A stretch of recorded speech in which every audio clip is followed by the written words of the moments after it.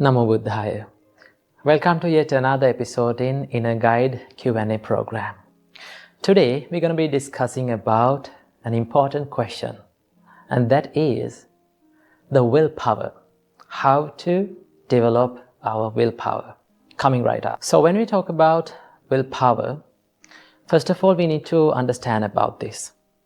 Willpower is the ability to control our emotions and put ourselves into a schedule and work on it for our own success. So many of us find so much hard, and it is a tough task to run ourselves in a schedule.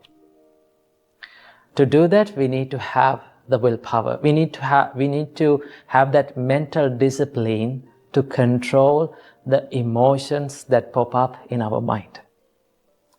So, how to do this thing? Well, there is a basic and very important factor that always helps us to develop our willpower. And that is known as, our great teacher, Supreme Buddha, taught us, and that is known as the Chanda. Chanda means the desire, passion. So if you have the desire for doing something, if you are passionate on doing something, if you are passionate of developing yourself, you will be always motivated and you will always have that energy within yourself to do that, right? But many of the students actually, and many of us, find very hard to get up early in the morning and start studying. Why? Because we don't have that willpower. To develop that willpower, we need to have the desire for doing that, right? So desire or the passion is the factor that drives through these tough tasks. So first of all, we need to develop the passion or the desire for our own success. So how to do that? So if you see some advantages of doing something, right? If you feel the advantages of doing something, then you will be passionate on doing that. So for an example, if I tell you that tomorrow you're going to go a picnic or a trip, so you should show up at 3 a.m. in the morning to a specific place. Normally, we will get up at maybe 2 a.m. and we will get ready. We will pack our bags and we will go for that, and we will show up right at 3 a.m. because we are passionate about that. We have that desire to go and have that pleasure. So in that case, you can get up early in the morning. But if we tell a person or a student to get up early in the morning and study, he or she will never do that because you don't have the desire for that. So first of all, you need to contemplate and you need to focus on the advantages of study, right? You need to visualize that the achievements that you are going to achieve in the future, right?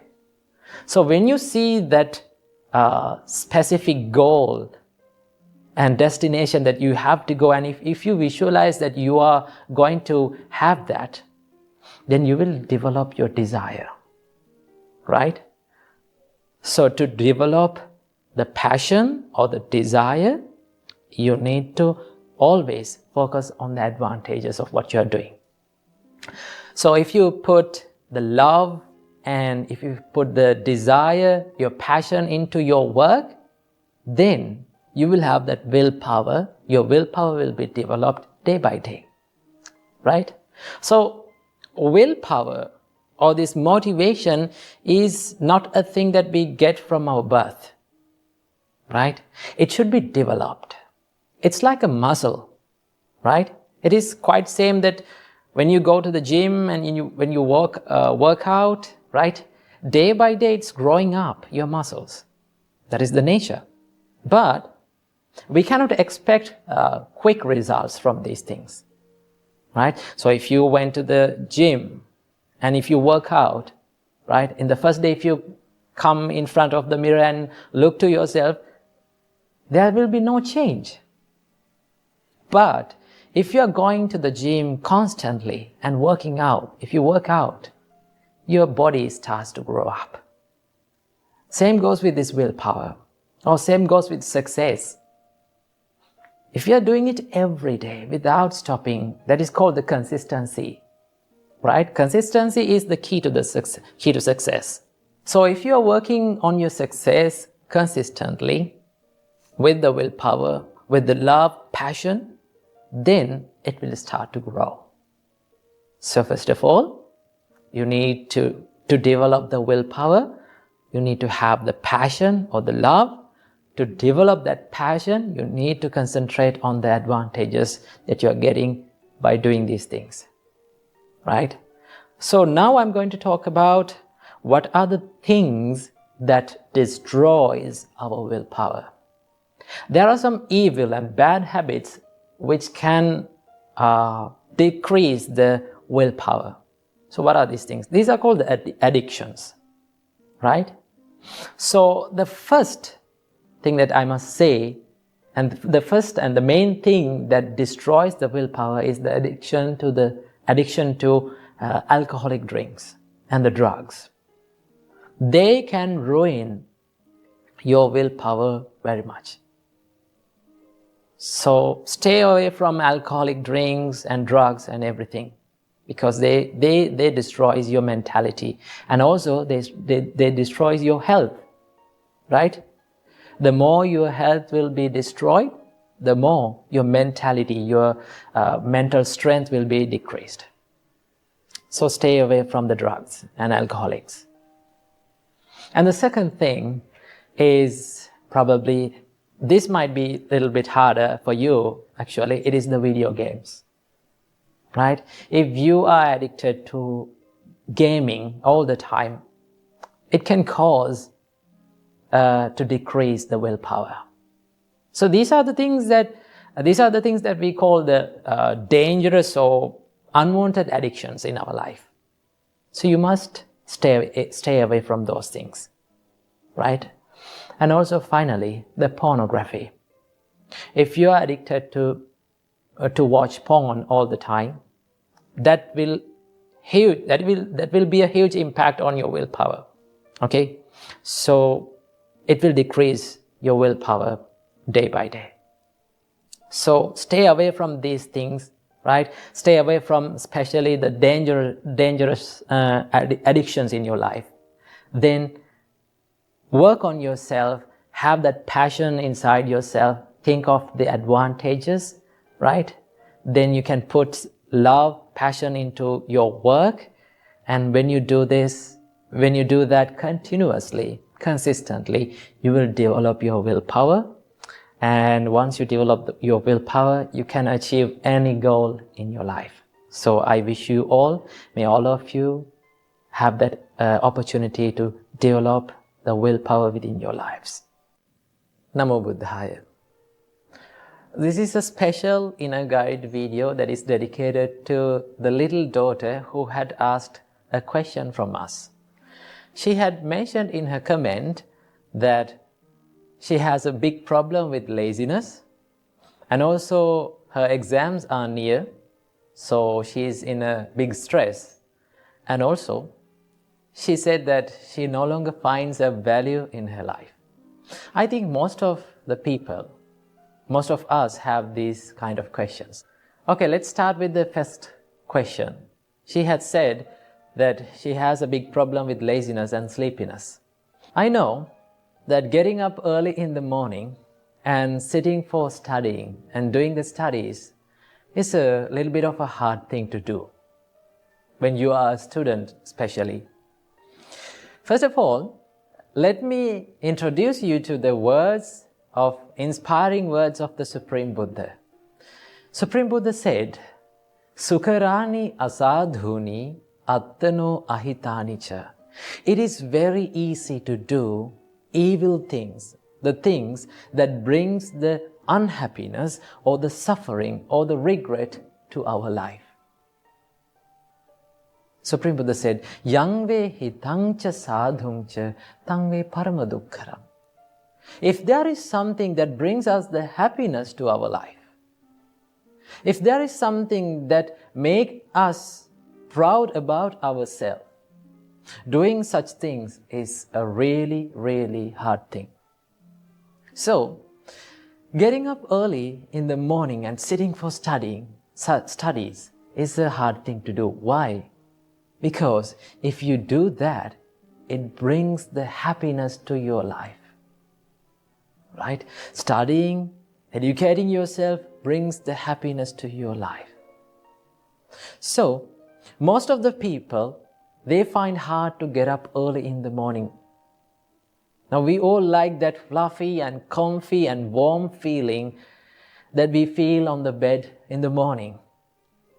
So, when you open your eyes in the morning, your mind says, just stay another 5 minutes. And that's the point that you are making the mistake. Your mind, you listen to your mind, you listen to what your mind says. When your mind says, just stay another 5 minutes more, it's okay, it's not a problem. That is where you make the mistake. And that 5 minutes will last long for another hour. And when you get up after an hour, you start, your mind, the same mind that told you to stay on the bed for 5 minutes will complain you. You are not studying. It will say that you are going to fail the exams. That is how our mind lies us. That is how our mind tricks us. So when you get up in the morning, when you open your eyes in the morning, right? When your mind says to stay on the bed for another 5 more minutes, do not listen to that. Do not listen to that lie. Get up and refresh yourself and start studying early in the morning. There's a great quote that I remember all times when, even in my life, when I'm going through hard times, I remember this quote. It says, it is a wonderful quote. It says, if you do what is easy today, your life will be hard tomorrow. Let me repeat that again. If you do what is easy today, your life will be hard tomorrow. But if you do what is hard today, your life will be easy tomorrow. So getting up early in the morning is a hard thing. But if you do that hard thing, remember, your life will be easy. But if you stay on the bed for another 5 minutes, doing what is easy, your life will be hard tomorrow. So get up early in the morning.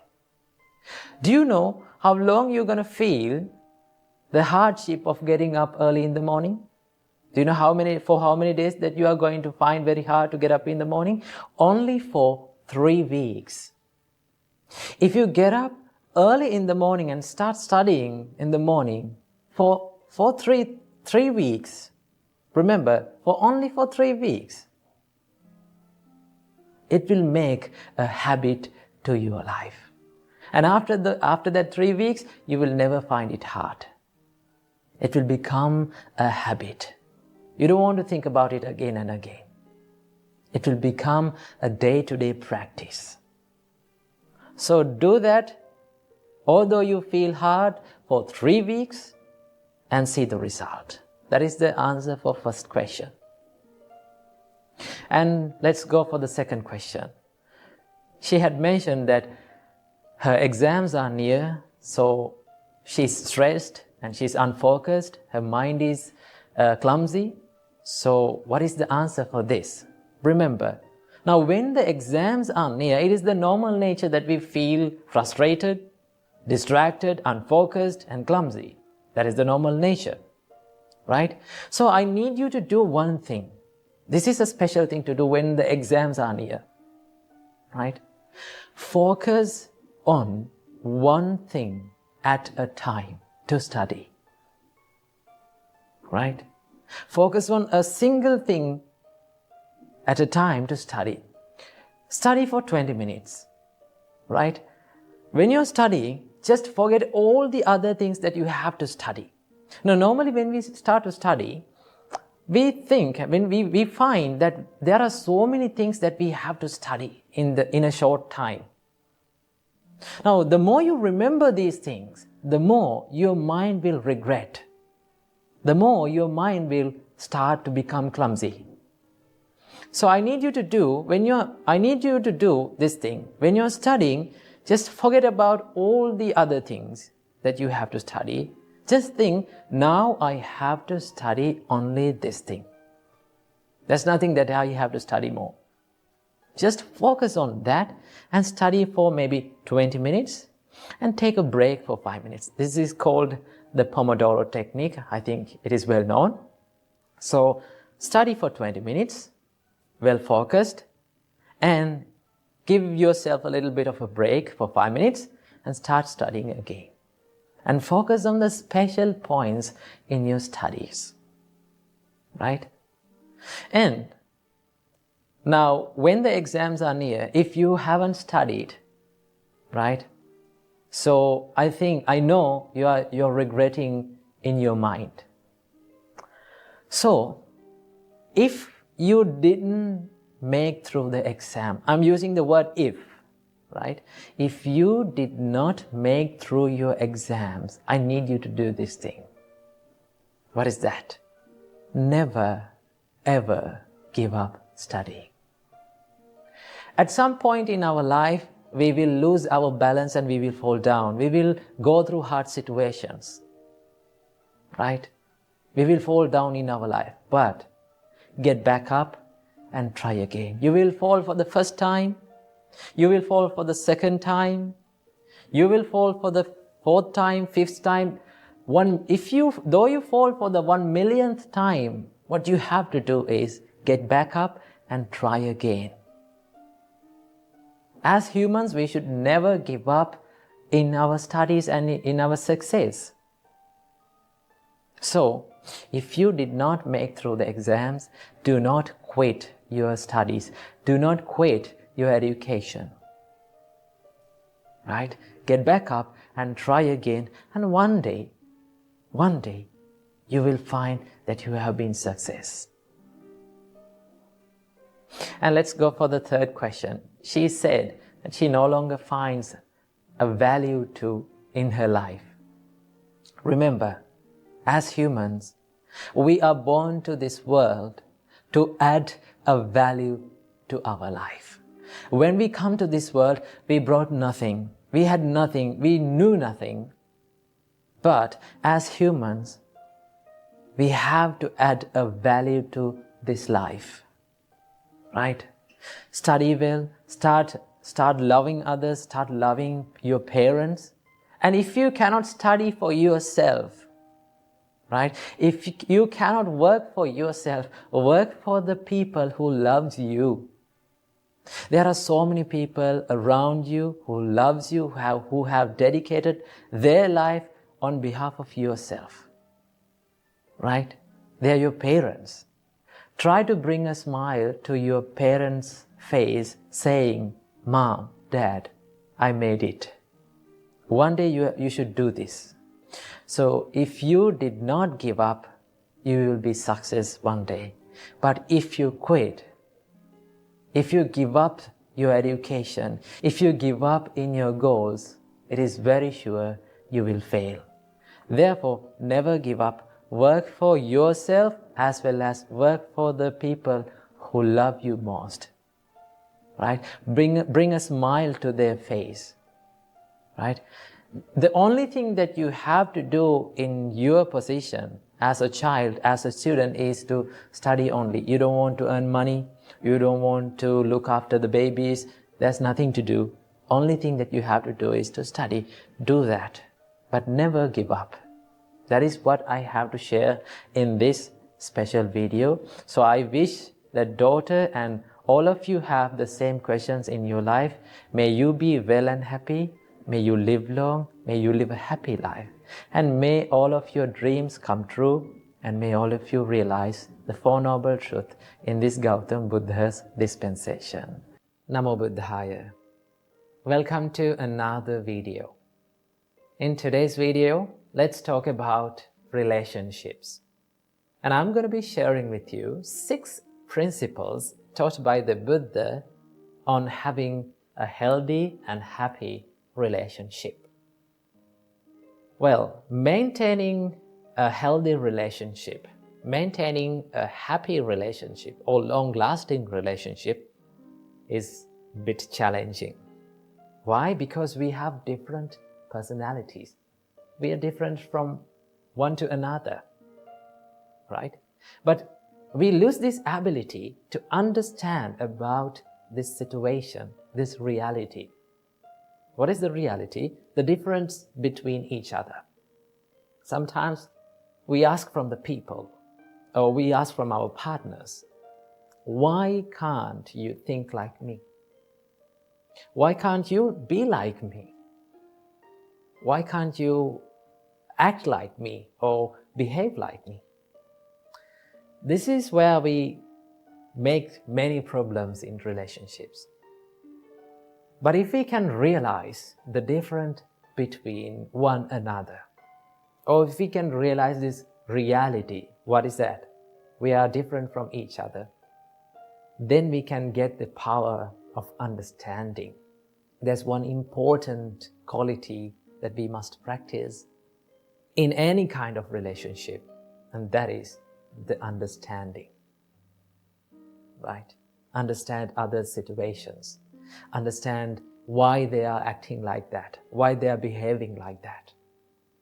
So, our great teacher Supreme Buddha taught there are 6 principles to practice. These are the practices, actually. If you practice these 6 principles in any kind of relationship, your relationship will be much more happy and healthy. Okay, so without any further ado, let's get into these principles, and I'm going to explain one by one in turn.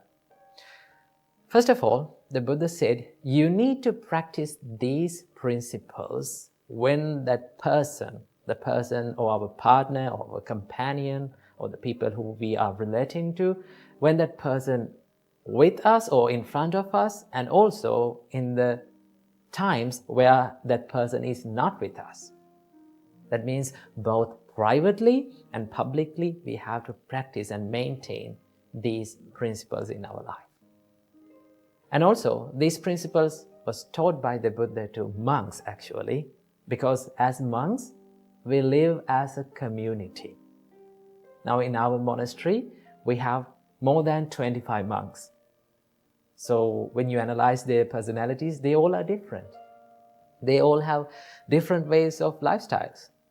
So when we are interacting, there may be some problems. There may be some crashes. But if you practice these qualities, if we practice these qualities, there will be less problems. There will be less disagreements. So that is why Buddha taught us these principles. So this was originally preached by the Buddha to the monks actually. And also, you can apply these principles to your life also. So let's get into the first principle. Buddha said, you need to treat your spiritual companions, regarding to monks actually. Buddha said, you need to treat your companions with physical kindness, bodily kindness. What do you mean by bodily kindness? There are certain things that we can do from our body in order to show our kindness or show our compassion towards that person. It may not be big things like spending money on big things and buying big things to the person, but also there are many things that we can do. There are little things that we can do for that person to create happiness on that person's mind. And also we can give that, by doing these things, we can give that idea that we value your life, that I value your being with me. So Buddha said, do the acts of loving kindness from your body. Maybe like helping in his career, maybe like helping in his household activities. If you take an example, like in a husband and wife relationship, you can share the things that you are doing in the life. We can help each other. That is one way of showing love and kindness to that person. And also we can show in many ways our love and kindness to these people. When you act from your body with love and kindness, that creates the mutuality between people. So the first principle is to treat people with physical kindness. Then Buddha said, as the second principle, treat the companions with verbal kindness. You can speak nice and kind and heartwarming words to them to create the happiness and create the pleasure in their mind. Each and every one of us likes to listen to pleasant words, right? We all surrender in front of the kindness, kind words, kind actions. So the first and second thing is to treat them with physical kindness and also with verbal kindness. And as the third principle, Buddha said, this is the most important principle, and that is, treat your companions with mental kindness. This is the important one. Why is that? Because if you generate these kind thoughts towards the people around you, in your mind, your thoughts become your actions. Then your actions will be more kind. Your thoughts become your words, then your words will become more kind. So as the third principle, Buddha taught us, treat your companion with mental kindness. Okay? So when you treat your companion with mental kindness, that means you are spreading this rays and this power of kindness towards them when that person is in front of us, and also in the times where he or she is not with us. We have to do it in the same way. That is the third one. And also as the fourth principle, Buddha said, you have to share without reservation. For the monks, Buddha said, if you get any kind of food or any something good to your life, you have to share that thing with your spiritual companions. Now we monks, when we get some food, we always try to share with our monks. So you can adopt that to your life. Whatever the things that you get, maybe like you had something very delicious food when you're working in a long distance place. And when you come home, or when you come to your partner, or when you come to that person, you can say, hey, I had this food, I had this delicious food. I need you to have that. That means you're sharing it. When you share without reservation, it creates the peacefulness and it strengthens the relationships. So sharing is one of the most key and important ingredients in relationships. And as the fifth principle, Buddha said, you have to be virtuous. What do you mean by virtuous? Now, in Buddhism, as normal people, in Buddhism, we practice 5 precepts. Buddhist people practice 5 precepts. Abstaining from killing beings, abstaining from stealing, abstaining from sexual misconduct, abstaining from telling lies, and abstaining from taking intoxicating drinks and drugs or alcohols. So these are the 5 precepts that lay people practice in Buddhism. So when you become more moral or virtuous, it creates the trust in people. Now, there's in relationships, in normal relationships, in people, this third precept is very important. In third precept, it simply says you are not cheating your partner. That means it creates the trust and loyalty between the partner and in the relationship. In any kind of relationship, trust is the foundation. Without trust, there is no use of a relationship. So when you become more virtuous, you will create the trust and loyalty in the relationship. And as the sixth and the final principle, Buddha taught us, you have to have a common view in any kind of relationship. That means, if you can, in a relationship, if both the people, or if everyone work for one dream, work to achieve one goal, that creates the peace in this relationship.